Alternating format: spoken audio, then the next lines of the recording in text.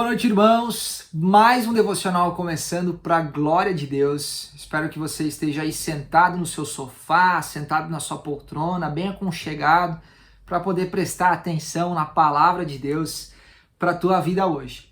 Na semana passada, o Brown falou para nós a respeito do profeta Isaías. Nessa semana, hoje, nesse devocional, nós vamos ver a respeito do profeta Jeremias.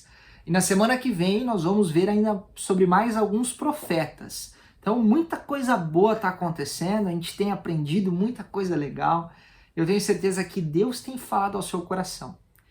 Bom, provavelmente você já passou por alguma situação onde você precisou aconselhar alguém, você precisou falar algo para alguém, essa pessoa parece que simplesmente não te dá ouvidos. Parece que o que você tem para falar não é importante para ela. Já passou por algo assim? Acho que todos nós já passamos, principalmente pais com filhos adolescentes, não é mesmo? Parece que o adolescente sabe de tudo e você que é pai já não sabe de mais nada. Mas aquele filho precisa ouvir aquilo que você tem a dizer e mesmo assim ele não quer ouvir. Jeremias passou por uma situação como essa. Ele não tinha filhos adolescentes, mas ele precisava trazer uma palavra para o povo e o povo simplesmente não queria ouvir. Bom, Jeremias ele se apresenta como um profeta relutante. Ele enfrenta muita oposição e muita provação. Olha só, ele vivencia uma reprovação das pessoas que estão ao seu redor. Então todo mundo estava contra. O rei, a corte, os sacerdotes, o povo e até mesmo a família sacerdotal, todo mundo contra ele. E é interessante que a palavra de Deus queimava os seus ossos, sabe? Aquela vontade de falar, aquele anseio de falar e saber que precisa falar a respeito da palavra de Deus. E mesmo tendo essa vontade, tendo essa chama dentro de si, precisando falar a respeito da palavra, o povo ainda assim não dava ouvidos.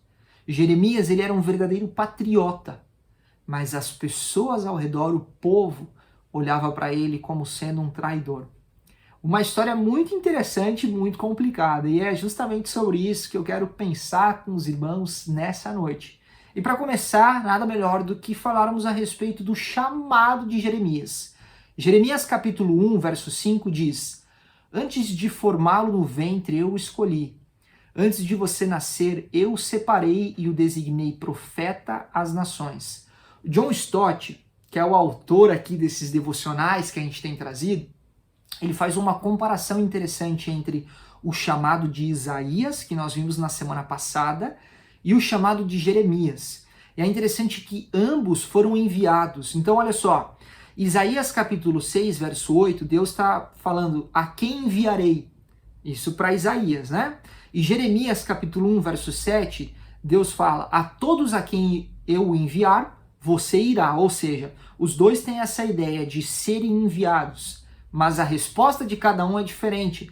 Isaías, ele diz prontamente: "Eis-me aqui, envia-me a mim." É um texto super conhecido. E Jeremias, ele é muito parecido com Moisés. Ele fala: "Ah, soberano Senhor, eu não sei falar, pois ainda sou muito jovem." Jeremias 1, verso 6. Mas é interessante que, independente das respostas, ambos os profetas, Isaías e Jeremias, eles entendiam a sua inadequação a respeito do desafio que eles tinham a viver. E antes de assumirem esse ofício profético, antes de assumirem esse ministério, Deus transforma tanto Isaías quanto Jeremias. Os lábios de Isaías foram purificados por uma brasa e a boca de Jeremias foi tocada por uma mão divina, simbolizando que Deus estava colocando as suas palavras na boca de Jeremias. E a palavra que Jeremias tinha de dizer ao povo era uma palavra muito complicada, porque ela era tanto negativa quanto positiva. E você falar isso para alguém é muito difícil. As pessoas só querem ouvir coisas positivas, as pessoas só querem ouvir bênçãos. E quando você tem uma exortação, é muito difícil, é muito complicado. Bom, nós precisamos também entender que o povo para quem Jeremias foi falar tanto essas palavras positivas quanto negativas, era um povo rebelde. Jeremias capítulo 8, verso 5 diz: Por que será então que este povo se desviou? Jeremias ele começa o seu ministério profético com um apelo constante por arrependimento. O rei da época ali, o rei Josias, ele havia realizado uma reforma. E essa reforma foi boa em grande sentido, mas ela também foi muito superficial. E Deus ele se queixa então ali no capítulo 8, verso 10 de Jeremias, ele diz: Judá, a traidora, não voltou para mim de todo o coração, mas sim com fingimento. Ou seja, o povo ele continuava vivendo seus pecados. Eles continuavam a adorar os deuses estrangeiros, eles continuavam a construir altares idólatras, eles continuavam a quebrar os 10 mandamentos, eles negligenciavam o cuidado com aquelas pessoas que precisavam, né, que eram muitas vezes desprovidas desse cuidado. Então, cuidado com os órfãos, com as viúvas, com o estrangeiro, né, com os vulneráveis. E a Bíblia fala tanto a respeito disso, de termos esse cuidado e esse olhar especial para esses vulneráveis. O povo sabia que precisava viver um relacionamento com Deus e aquilo que precisavam fazer.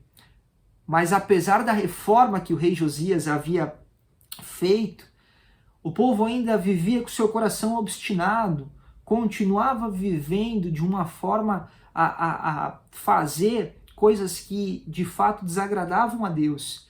E para vermos como o coração desse povo estava obscurecido e realmente não estavam mais vivendo um relacionamento com Deus, eles chegaram a sacrificar crianças para a adoração dos deuses falsos. Você consegue imaginar isso? Você pegar uma criança e matar ela para oferecer para um Deus. E aí nós vemos Deus falando que os filhos são heranças do Senhor. Você vai pegar a herança do Senhor e você vai sacrificar para um Deus que nem existe, um Deus falso. O coração do povo estava totalmente obstinado, estava totalmente longe dos caminhos do Senhor, do caminho. Estavam totalmente longe de um relacionamento com Deus.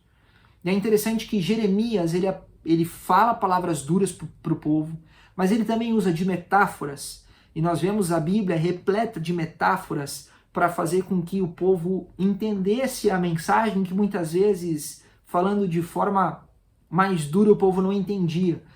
E eu quero que você acompanhe comigo Jeremias capítulo 8, dos versos 4 até o verso 7. Olha que interessante. Diga a eles, assim diz o Senhor, quando os homens caem, não se levantam mais? Quando alguém se desvia do caminho, não retorna a ele? Por que será então que este povo se desviou? Por que Jerusalém persiste em desviar-se? Eles apegam-se ao engano e recusam-se a voltar. Eu ouvi com atenção, mas eles não dizem o que é certo. Ninguém se arrepende da sua maldade e diz: o que foi que eu fiz? Cada um se desvia e segue seu próprio curso, como um cavalo que se lança com ímpeto na batalha. Até a cegonha no céu conhece as estações que lhe estão determinadas, e a pomba, a andorinha e o tordo observam a época de sua migração. Mas o meu povo não conhece as exigências do Senhor.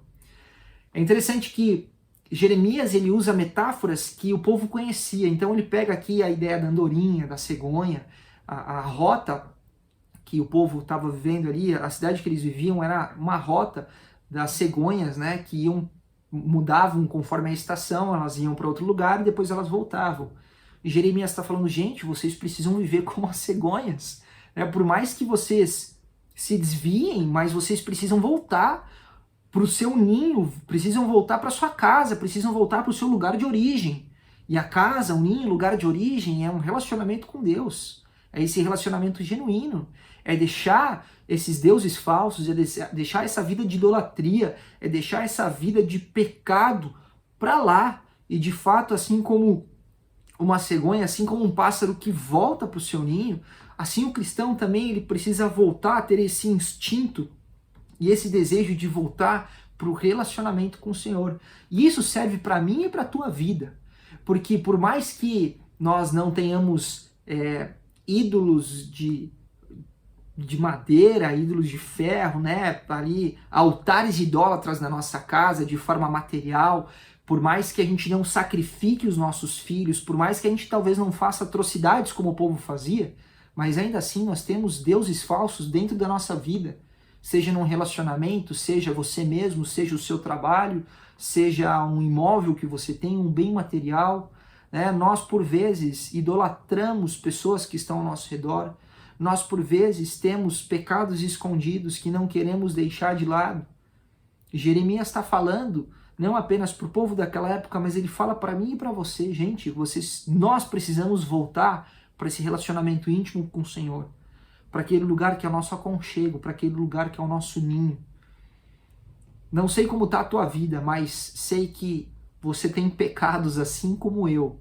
Todos nós somos pecadores e precisamos dia após dia deixar esses pecados de lado para viver o mais puro, o mais íntimo, o mais bonito de um relacionamento que Deus oferece a nós, como filhos que de fato obedecem, que de fato ouvem aquilo que seu pai tem a dizer. Que de fato eu e você possamos aprender com essas palavras duras de Jeremias para o povo, para que nós também sejamos cada vez mais filhos obedientes ao Pai Celestial. Jeremias ele faz um apelo muito específico para o povo, mostrando que o coração deles estava obstinado. Jeremias capítulo 7, verso 24. Mas eles não me ouviram nem me deram atenção. Antes, seguiram um raciocínio rebelde dos seus corações maus. Jeremias ele consegue entender uma característica muito própria e muito importante do povo. Ele diagnosticou a indisposição de Israel ao arrependimento como uma condição firmemente arraigada no coração. E Deus disse, Jeremias capítulo 5, verso 23, mas este povo tem coração obstinado e rebelde. E ainda Jeremias 6, verso 28, todos eles são rebeldes e obstinados. E aí que vem uma questão muito importante que eu e você precisamos prestar muito atenção. Uma vez que o problema está no coração, Jeremias ele enfatiza de forma muito clara que não há remédio humano capaz de curar. Presta atenção, Jeremias capítulo 2, verso 22. Mesmo que você se lave com soda e com muito sabão, a mancha da sua iniquidade permanecerá diante de mim, diz o soberano Senhor. E ainda Jeremias 13, 23. Será que o etíope pode mudar a sua pele, ou o leopardo as suas pintas? Assim também vocês são incapazes de fazer o bem, vocês que estão acostumados a praticar o mal. Falando de forma humana, não há nada que eu e você, homens, pecadores, seres humanos, possamos fazer para limpar o nosso coração. Quando o problema está enraizado no coração, né, quando a raiz do problema é o coração, eu e você não podemos fazer nada. Apenas Deus pode transformar a minha e a sua realidade. E é interessante que Jeremias ele clama, ó Jerusalém, lave o mal do seu coração. Jeremias 4:14. E por mais que Jeremias soubesse que o povo por conta própria não conseguiria limpar o seu coração, ele aguarda ansiosamente no dia em que Deus estabeleceria uma nova aliança com o seu povo e escreveria a sua lei nos seus corações. O povo não conseguiu viver isso, mas nós vivemos isso hoje, porque essa promessa ela é maravilhosamente cumprida quando alguém hoje passa pela experiência do novo nascimento. E você que está me ouvindo, muito provavelmente você já teve essa experiência de quando você aceitou a Jesus como sendo seu Senhor e Salvador, quando você deixou a sua antiga vida no passado, quando a sua velha vida morreu e você renasceu uma nova pessoa para Cristo. Isso é lindo, isso é muito bonito. Mas, por vezes, por mais que a gente tenha renascido para Cristo, por mais que a gente tenha deixado a nossa velha vida lá atrás, muitas vezes a gente tem vontade de olhar para trás e querer viver coisas do passado, querer viver pecados, querer viver idolatria, querer viver deuses falsos, querer viver tantas coisas que ficaram no passado e devem ficar no passado mesmo. E por isso que eu e você devemos buscar sempre examinar como está o nosso coração. E clamar ao Senhor para que limpe a minha e a sua vida. Sabe por quê, meu irmão? Porque os planos de Deus são muito melhores daquilo que eu e daquilo que você pode imaginar. E tem um versículo que a Jéssica, minha esposa, ama. Assim, acho que é um dos versículos que ela mais gosta da Bíblia. E com certeza tem muita gente que gosta também, que é Jeremias 29:11. Porque sou eu que conheço os planos que tenho para vocês, diz o Senhor. Planos de fazê-los prosperar e não de lhes causar dano. Planos de dar-lhes esperança e um futuro. Que coisa linda! Que versículo bonito! Mas é interessante que o povo não gostava de ouvir as palavras de Jeremias. Por quê? Porque apesar de Jeremias falar algumas palavras dessas muito bonitas, de ânimo, de esperança, muito daquilo que ele falou foram palavras duras, palavras verdadeiras, mas que o povo olhava e dizia, eu não quero acreditar nisso. É interessante que o povo ele gostava de ouvir os falsos mestres. E é claro, os falsos mestres dizem aquilo que o povo quer ouvir. E eles diziam que Judá ficaria livre da ameaça babilônica. Mas Jeremias ele afirmava de forma muito veemente de que Jerusalém não apenas cairia, mas que se renderia diante do exército babilônico. E de fato isso aconteceu em 597 a.C. Os líderes da nação foram levados para o exílio na Babilônia.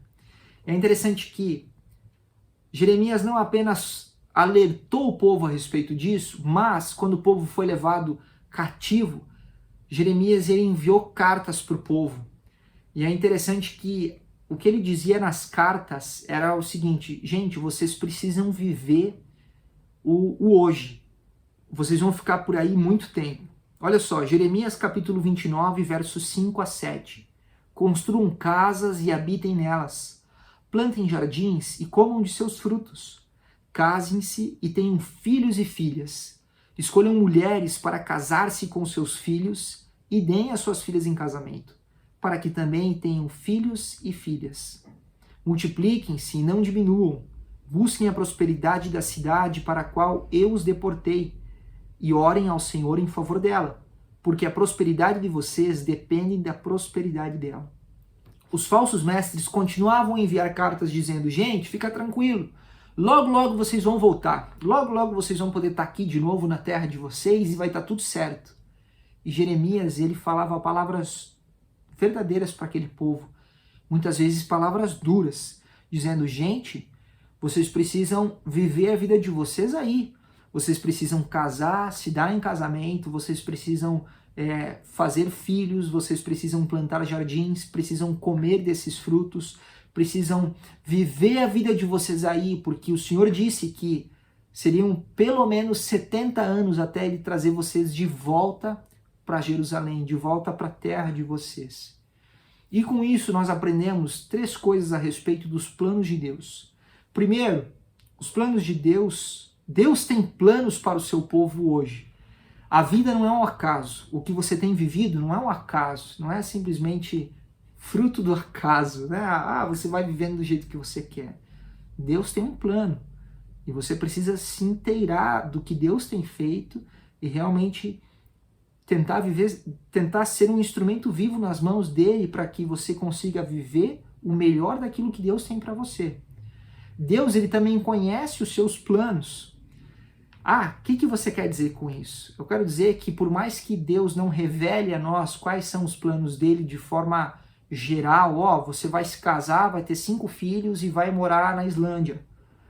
Deus não revela tudo de forma geral. Ele vai revelando aos poucos. Mas ele não vai revelando aos poucos porque ele não sabe. Pelo contrário, ele sabe e deseja que eu e você confiemos nele. E ainda, os planos de Deus são bons para a nossa vida. E por mais que a gente saiba isso na teoria, muitas vezes na prática a gente não consegue viver. Assim como o povo. Jeremias dizia, olha gente, Deus tem plano para a vida de vocês. Deus sabe do que vai acontecer. Ele conhece cada um dos detalhes. Confiem nele, vivam dessa forma. Mas o povo muitas vezes queria viver da sua forma, do seu jeito, com os seus pensamentos, com as suas atitudes. E por vezes o povo se deu muito mal por viver longe do Senhor. nós precisamos sempre ter em mente o que Romanos 8, 28 nos diz. Todas as coisas cooperam para o bem daqueles que amam a Deus. Mas é interessante que hoje nós vemos problema, assim como acontecia no passado, em relação a esses profetas falsos e os profetas verdadeiros. Jeremias capítulo 23, verso 28 diz: o profeta que tem um sonho, conte o sonho, e o que tem a minha palavra, fale a minha palavra com fidelidade. Jeremias, ele ficava profundamente angustiado com esse ministério dos falsos profetas que se opunham ao ministério de Jeremias, às palavras de Jeremias. Ele diz ali no capítulo 23, verso 9, meu coração está partido dentro de mim, todos os meus ossos tremem. Hoje nós não temos profetas, porque tudo aquilo que nós precisamos de revelação está na palavra de Deus. Nós cremos dessa forma. A palavra de Deus é tudo aquilo que nós precisamos ter revelado a nós, certo? Mas nós temos mestres, nós temos pastores, nós temos líderes eclesiásticos, líderes espirituais.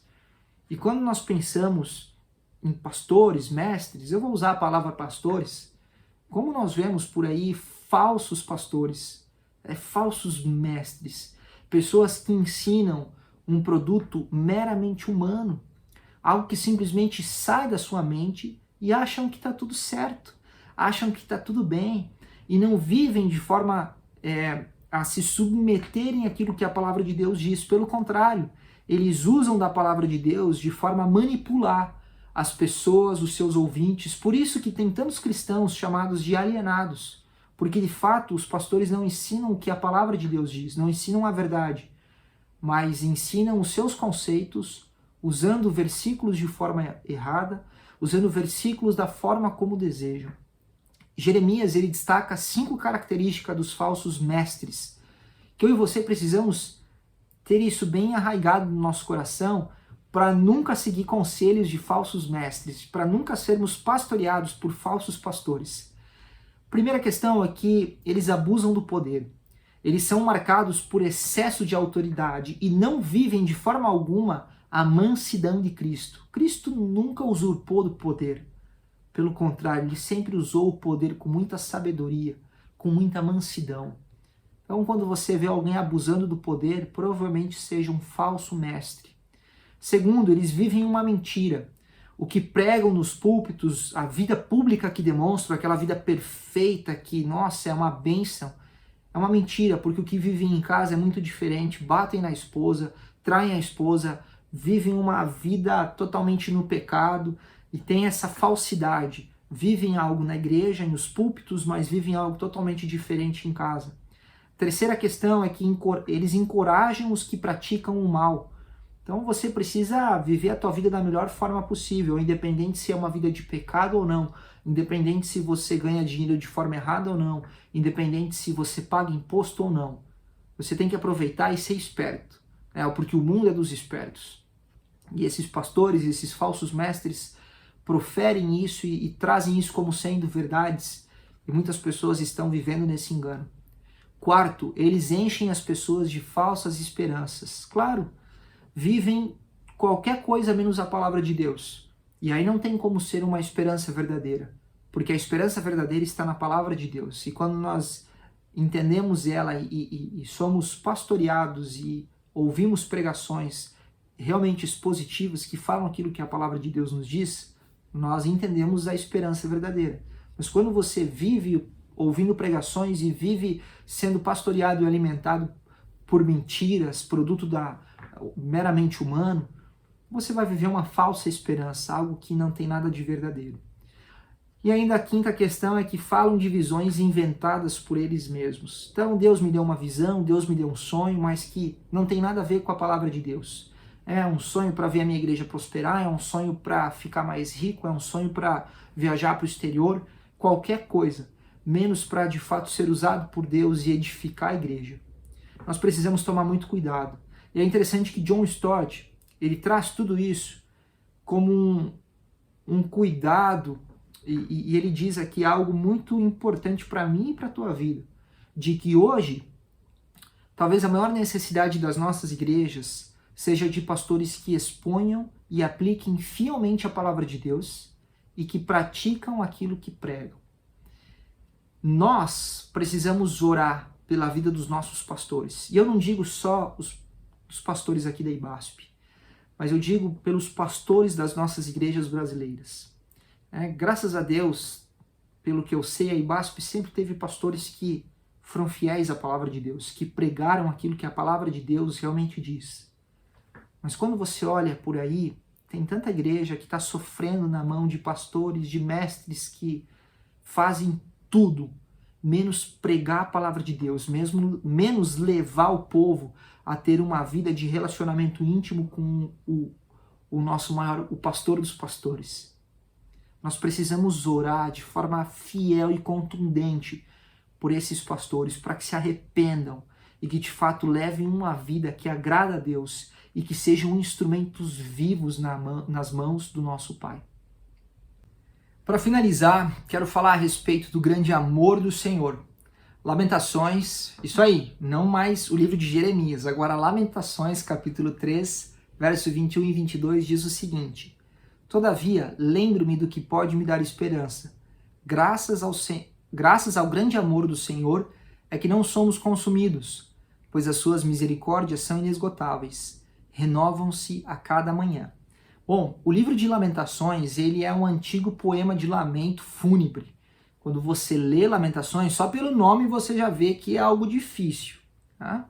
Mas quando você lê Lamentações, você percebe que é algo complicado, porque ele foi escrito por Jeremias, tá? Então por isso que a gente está falando sobre ele, mas ele foi escrito em consequência do acontecimento de que Jerusalém foi sitiada e que o seu templo foi destruído, ou seja, o que o povo estava vivendo era algo muito complicado, era algo muito difícil, tanto é que o profeta ele descreve a sua experiência no capítulo 3, verso 2, como um andar na escuridão e não um andar na luz. Ou seja, a devastação à sua volta, você vê o templo destruído, você vê toda essa questão, esse contexto complicado, e o que brota no coração do profeta, o que brota no coração ali da pessoa que estava levando a palavra de Deus, é medo, dor e tristeza. Mas o profeta, ele sabe que a sua esperança está no Senhor. E isso que eu e você precisamos levar para a nossa vida.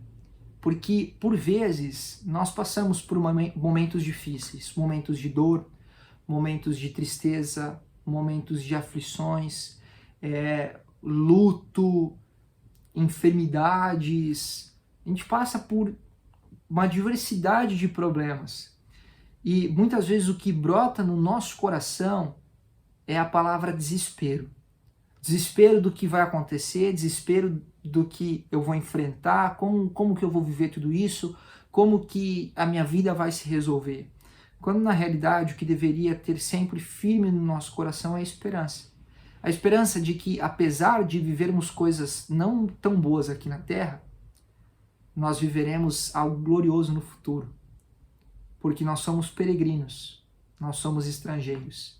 E nós vamos viver para a glória de Deus, na glória de Deus. Nós vamos viver com o Senhor, num lugar onde não vai haver dor, não vai haver sofrimento, não vai haver desespero, não vai haver choro. Pelo contrário, estaremos vivendo em alegria, louvando esse Deus, servindo a Ele, vivendo na glória para todos sempre. Quero terminar o devocional de hoje lendo Lamentações capítulo 3, verso 31 a 33. Diz o seguinte: Porque o Senhor não desprezará para sempre. Embora Ele traga tristeza, mostrará compaixão. Tão grande é o seu amor infalível. Porque não é do seu agrado trazer aflição e tristeza aos filhos dos homens. Deus deseja que nós tenhamos uma vida repleta de alegrias, uma vida repleta de felicidade, uma vida boa, uma vida de relacionamento com Deus. Mas nós vivemos nesse mundo, onde tem aflições, onde nós passamos por momentos complicados. O que precisa estar certo no nosso coração é a esperança de que Deus está presente nas nossas vidas, e de que, de fato, Ele deseja que tenhamos uma vida de relacionamento com Ele. E lembrando que os planos dele são reais, são bons e Ele conhece os seus planos. Basta que eu e você possamos confiar e de fato entregar a nossa vida a esse Deus que conhece e que deseja que você viva da melhor forma possível, sempre pensando em glorificar o nome dele. Amém? Quero orar com os irmãos. Senhor Deus, obrigado por mais um devocional, obrigado por mais um tempo onde nós aprendemos juntos sobre a tua palavra. Muito obrigado porque o Senhor usou a vida do profeta Jeremias de uma forma espetacular. Obrigado porque nós conseguimos ver a tua mão dirigindo, conseguimos ver o Senhor orientando o povo através da vida de Jeremias. Muito, muito obrigado por isso, Pai. Nos ajude a entender esse contexto, entender todo esse conteúdo e aplicar isso na nossa vida, de forma a termos sempre a certeza de que nós podemos confiar no Senhor, porque o Senhor é fiel, o Senhor é justo e o Senhor está conosco sempre. Nós que muitas vezes nos desviamos de Ti. Nos ajude, Pai, a nos mantermos fiéis e vivermos esse melhor que o Senhor tem para nós. No Teu nome que nós oramos. Amém. Nós temos agora a nossa sala de oração que você precisa participar porque tem sido uma bênção. E não esqueça das nossas programações. Voltamos com os cultos presenciais. Faça a sua inscrição e venha cultuar a Deus conosco. Valeu, gente. Até semana que vem. Um grande abraço e tamo junto.